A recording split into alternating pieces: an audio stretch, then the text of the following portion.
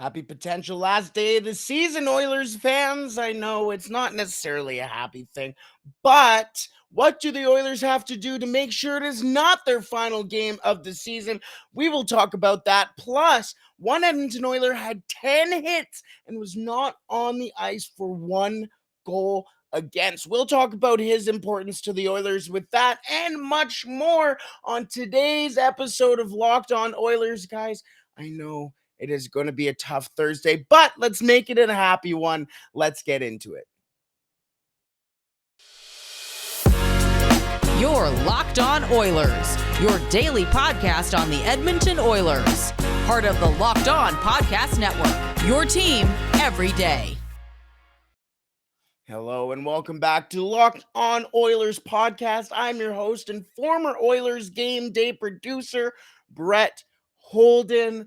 Happy Thursday, everybody. As I know yesterday and Wednesday or Tuesday, I should say, was not exactly the easiest amongst Oilers fans, as we are we're a little uncomfortable. 3-2 series lead for the LA Kings. A lot of Oilers fans and a lot of media actually would have probably put at this point Oilers up 3-2, but that is not the case. So in today's episode, we're going to go through the three things that the Oilers need to do to make sure they get to a game 7, as we talked about what the Oilers need to do in game 3 and 4 to actually have success in Los Angeles. They did exactly what we said in game 3. They did exactly what we said not to do in game 4. So let's see if the Oilers can do the three things we say they need to do in game 6 tonight. That will be later on in the episode. Plus, one Oilers defenseman has really been impressing me and really been impressing a lot of other Oilers fans and people within the Oilers media. So we will talk about that. But today we are going to lead off with, well, let's just call him a wrecking ball. As I said in the tease at the top of the episode, 10 hits for this guy in game number 5. That is insanity. Insanity. Thank you so much for making Locked On Oilers your first listen every day. We are free and available wherever you find your podcasts. And we're available on YouTube as well. Hello, YouTube. If you are watching, it is terrific to see you. But yes, let's start off with the guy who had 10 hits in game 5 and just how important will Josh Archibald be in game number 6 for the Edmonton Oilers. As we mentioned in previous episodes, just how important it is to get the crowd in Los Angeles out of the game early. It is obviously also important for the Oilers and the Kings too this first period. The Oilers need to dominate the first period, and they need to make sure that they take the fans out of the game early. And Josh Archibald with 10 hits and making it physical and tough on the Kings defensemen, their young forwards, and making them think every single time, oh my goodness, is Josh Archibald on the ice? That is important. In 13 minutes and 7 seconds of time on ice in game 5, 10 hits for him, and 2 minutes and 47 of those minutes was shorthanded. I'm not necessarily seeing a guy like Josh Archibald fly into the boards hitting somebody when they're shorthanded for basically 3 of those 12 or 13 minutes, Josh Archibald was on the penalty kill, almost stationary. So let's take away those 3 minutes. 10 minutes, 10 hits for Josh Archibald. That is insane. A hit per minute. A hit per minute. Could you imagine being a fan watching him? I remember watching him in game 5 thinking, oh, here comes Archibald again. Oh, here comes Archibald again. He played most of game 5 with Ryan Nugent-Hopkins, and either Derek Ryan or Jesse Puljujarvi would go on that line. And Ryan Nugent-Hopkins is the only other guy, and Kyler Yamamoto are the only forwards along with Josh Archibald who was not on the ice for a single goal in game 5. Josh Archibald, Ryan Nugent-Hopkins, and Kyler Yamamoto, the only 3 forwards not out on the ice for a goal against for the Edmonton Oilers. So what does that tell you? What does that say to you? Obviously, guys like Connor McDavid and Leon Draisaitl, who are going to be playing against the LA Kings top lines, are always going to be out on the ice. Well, not always going to be out on the ice. That's not fair to say, but are normally going to be out on the ice more often than the guys who are in the bottom six for a goal against. That makes sense. That's fair. But Josh Archibald is out on the penalty kill. Ryan Nugent-Hopkins is out on the penalty kill. Kyler Yamamoto is another guy who can get plopped in on the penalty kill as well and are really effective. That is something in the defensive zone that the Oilers just do not normally have within their forward group. A lot of people love to get on Connor for his defensive play. And as somebody who's watched him come up through the league for the last X amount of years, he has been so far and away much better from year 1 to year 7 or whatever he may be already. Oh my goodness, is he already in year 7? Huh, that made me uncomfortable. Leon Draisaitl, guy who plays on the penalty kill for the Oilers, a very underrated player in his own end, in my honest opinion. A guy who's always played on the penalty kill, always been one of those guys that Oilers coaches have kind of looked at and been like, hey, go take that important defensive penalty draw.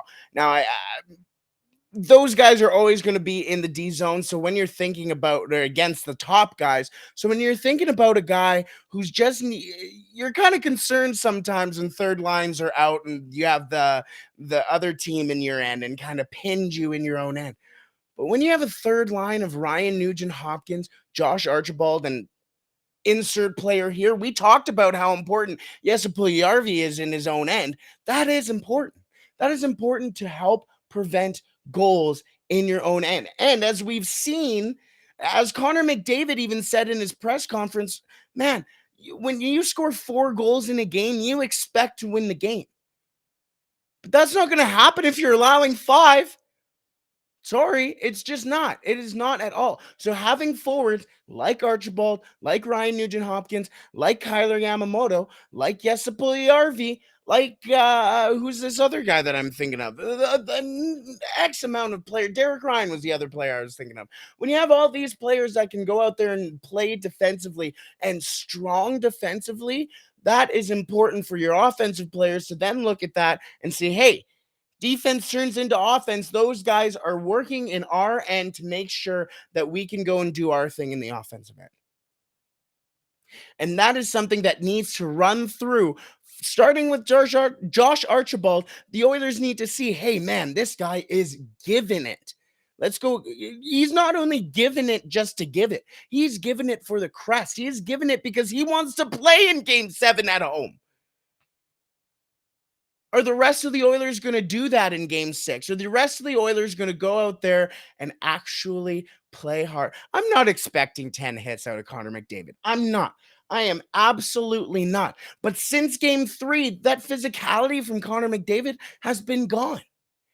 I don't want to fault Connor McDavid at all, as many people don't, I guess. But that physicality just hasn't been there for Connor McDavid, even Leon Draisaitl recently, even Ryan Nugent-Hopkins. And when you take a look at how the physicality played a part for the team in Game 2 even, they mentioned just how important it is and how awesome it is to see your leaders, your more finesse guys like your Nugent-Hopkins, like your Connor McDavids, to go in the corner and actually hit. So go do that. That worked in Game 2. That worked in Game 3. You got away from it in Game 4, and the LA Kings absolutely ran all over you in Game 5. Go hit. Go follow Josh Archibald's lead and go hit. I meant, like I said, I don't think Connor McDavid doesn't need to throw 10 hits, but let's throw some hits, people. Come on. Make them uncomfortable. Make them uncomfortable. Make their young defensemen uncomfortable in their own end. Make them uncomfortable playing the puck. I'll tell you one defenseman, though, who has not been uncomfortable since he put on the Oilers uniform, and that is somebody we're going to talk about in just a second. But first, I want to tell you about one of our partners that I use their product literally every day. I started taking AG1 because I wanted to start optimizing my gut health, something that was actually good for my gut health as well, something that optimized my immune system, and a supplement that actually tastes good. And that's something that I actually get with Athletic Greens. So, what is this stuff? With one delicious scoop of AG1, you're absorbing 75 high quality vitamins, minerals, whole food source, superfoods. Say that again 5 times super fast. Probiotics and adaptogens to help you start your day right. This special blend of ingredients supports your gut health, your nervous system, your immune system, your energy, recovery, focus, aging, all of the things. I've sent it down to my parents and I get text messages from them saying thank you for getting us on this. It is lifestyle friendly as well, whether you eat keto, paleo, vegan, dairy free, or gluten free. It has stuff for you all.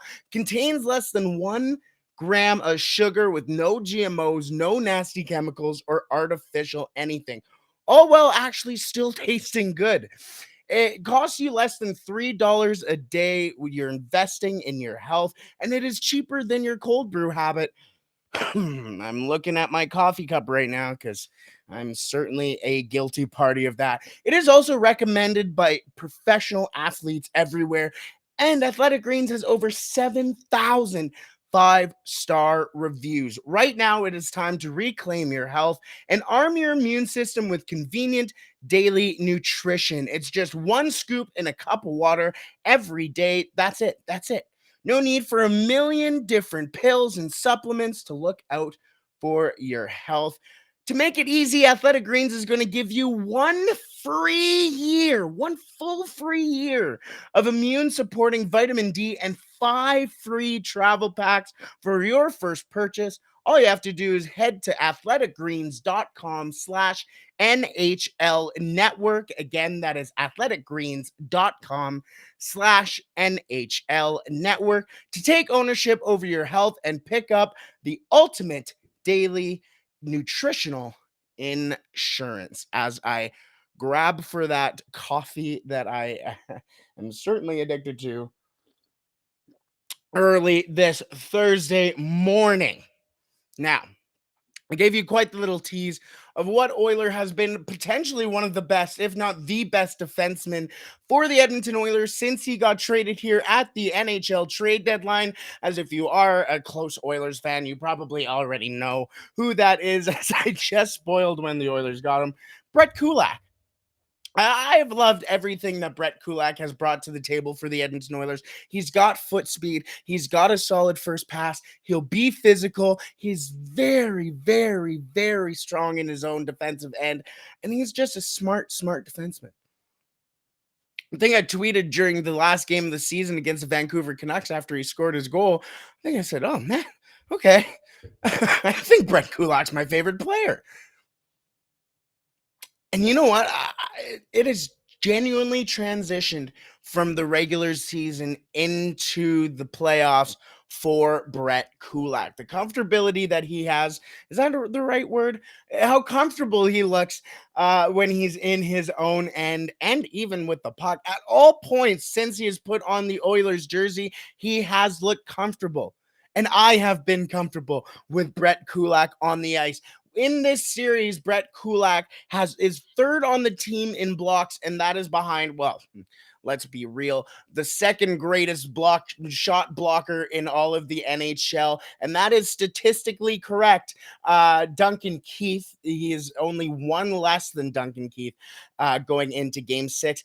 And Darnell Nurse actually leads the team in block shots with 12 or 13, one of those two. Unfortunately, he won't be able to bump those numbers up in Game 5 or in Game 6, as something we actually haven't even talked about yet in this episode. Darnell Nurse will miss Game 6 with the suspension, the headbutting suspension to Philip Deneau. So a guy like Brett Kulak will have to step up. And I do expect Brett Kulak to be the guy on the first pairing. Even if he's not on the depth chart, to start the game, to be the first pairing guy next to Cody Ceci, he will be the guy. Just like when Darnell Nurse went down near the end of the season, I think Brett Kulak was one of, if not the best defenseman for the Oilers since he went down. Brett Kulak is fifth on the team when it comes to goals against per 60 minutes with 1.45 goals against.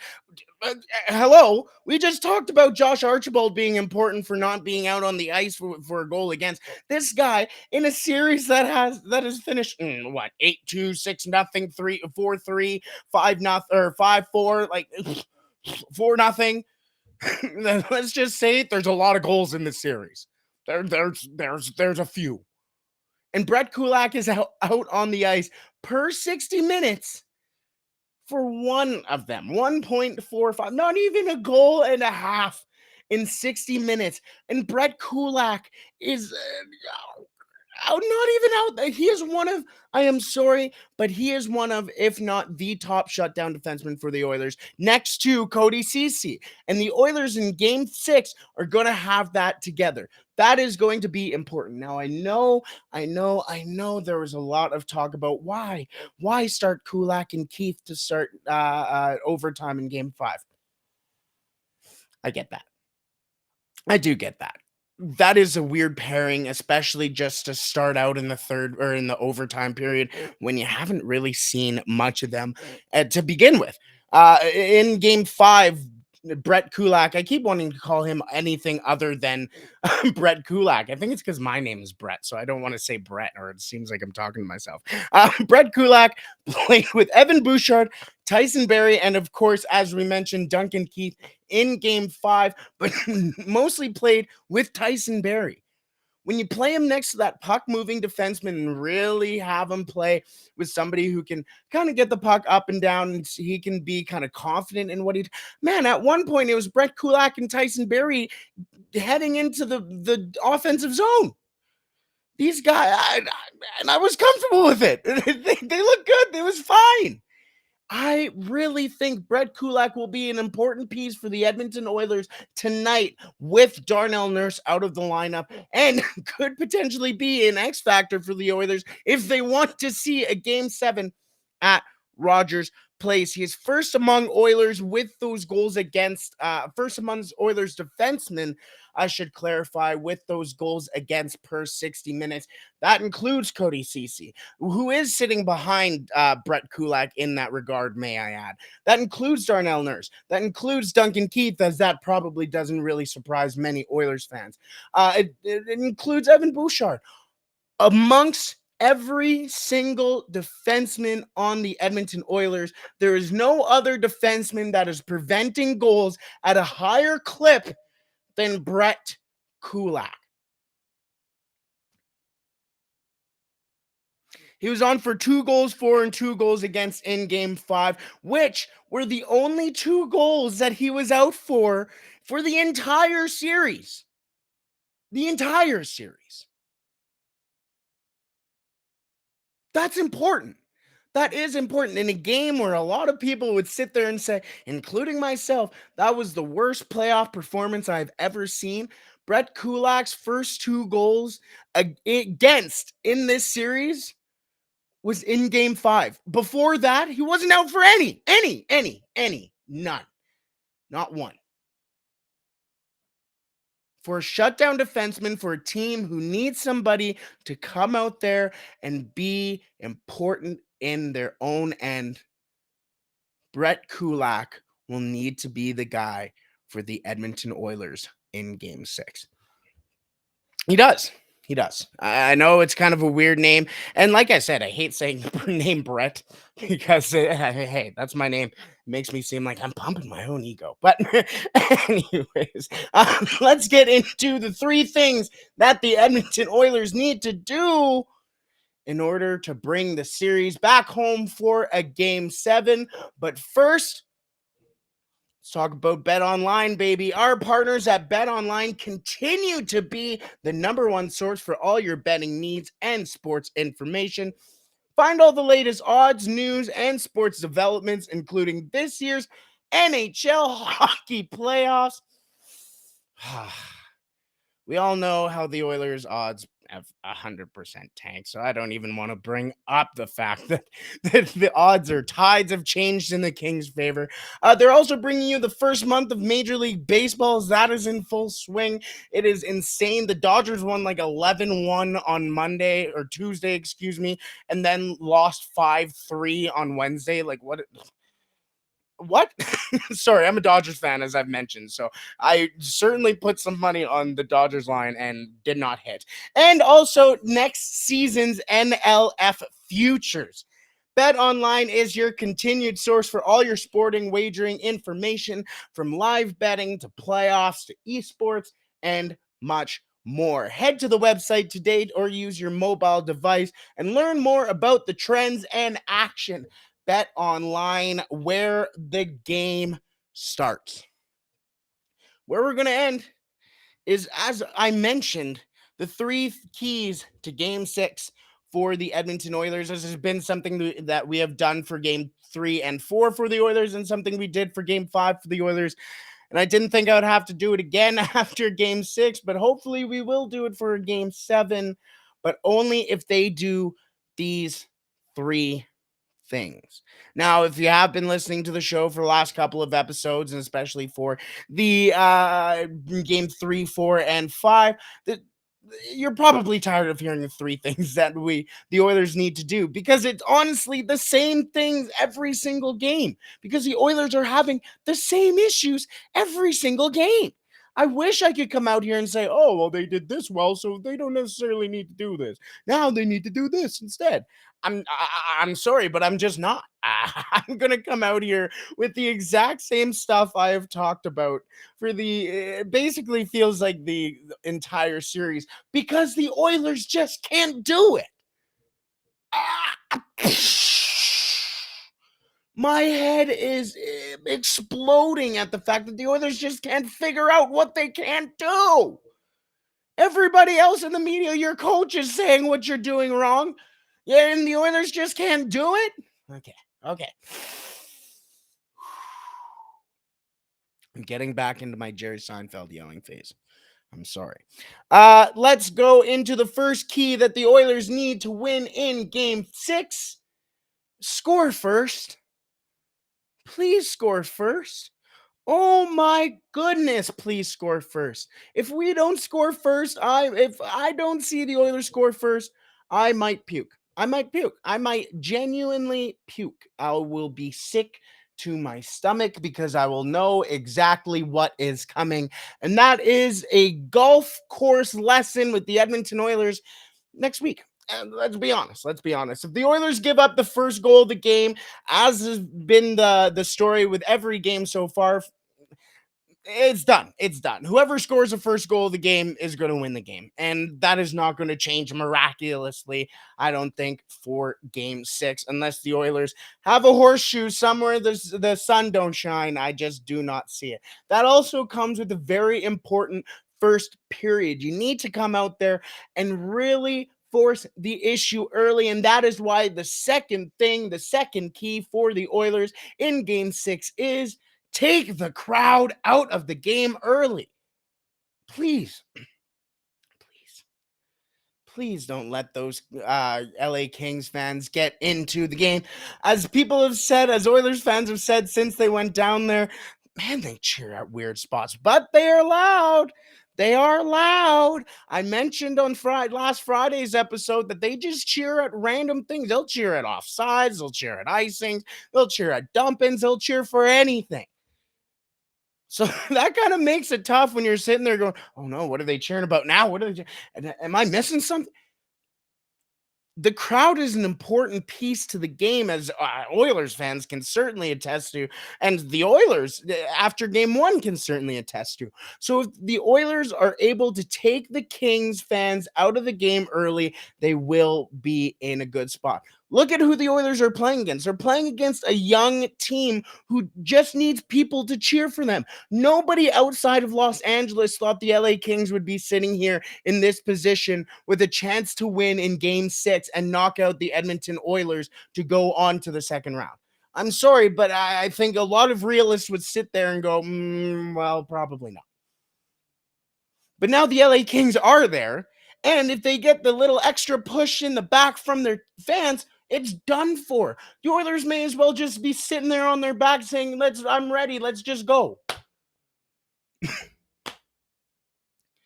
You got to take the fans out of the game early, and that starts with the physicality, like Josh Archibald. That starts with getting the first goal of the game. That starts with making Jonathan Quick uncomfortable in the first couple of minutes and getting shots on goal. That's where that starts.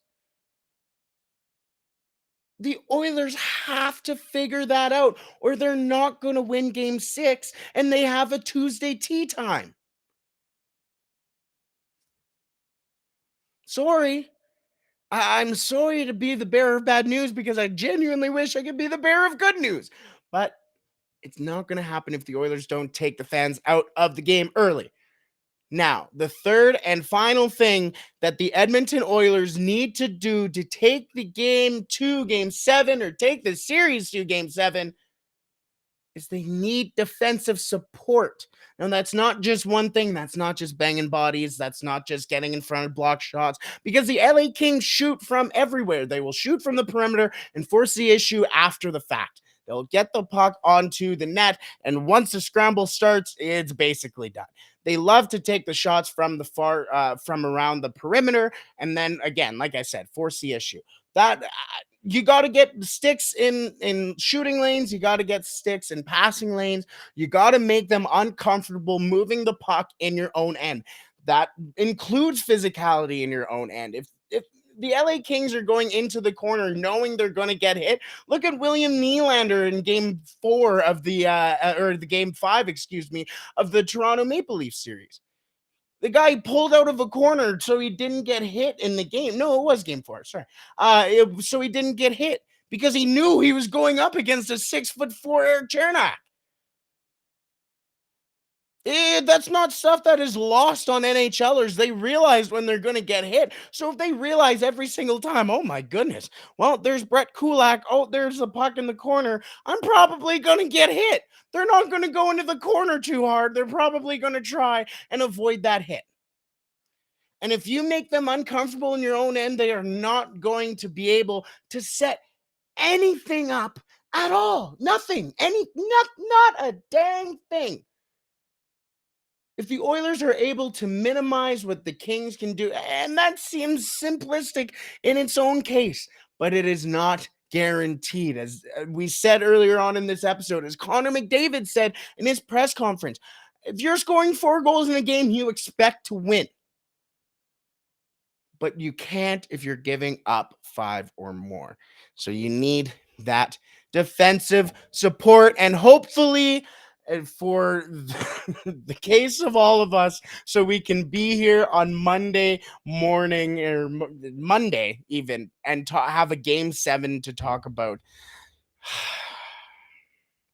I just want to watch hockey, man. I just want to watch Oilers hockey, and I want to talk about Oilers hockey that is currently happening, not about hockey that might happen next season. So let's hope the Oilers can pull off a game 7, and we'll see you there at Rogers Place. We shall also see you on tomorrow's episode with a full recap of what happened in game 6, and hopefully not a season recap for the Oilers. Thank you so much for making Locked On Oilers your first listen every day. For your second listen, make sure you tune in to Locked On NHL. From first round matchups to each and every Stanley Cup kiss, Locked On NHL covers the playoffs like no other. Hear the latest news and opinions from local experts every Monday through Friday. It is free and available wherever you find your podcast, and it's on YouTube. And we're on YouTube. Hello, YouTube. I hope you like the background as I change the jersey right here. I don't know if you can see that here. Let me take that down. I changed this jersey here because that one was the Jesse Puljujärvi orange one. And I put that there for game 4 and for game 5.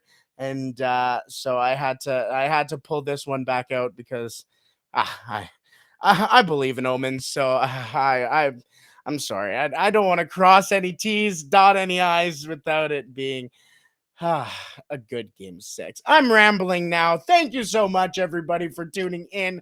I hope you have a wonderful Thursday. I hope game 6 is friendly to you, and I hope we can see you for game 7. Stay safe, everybody.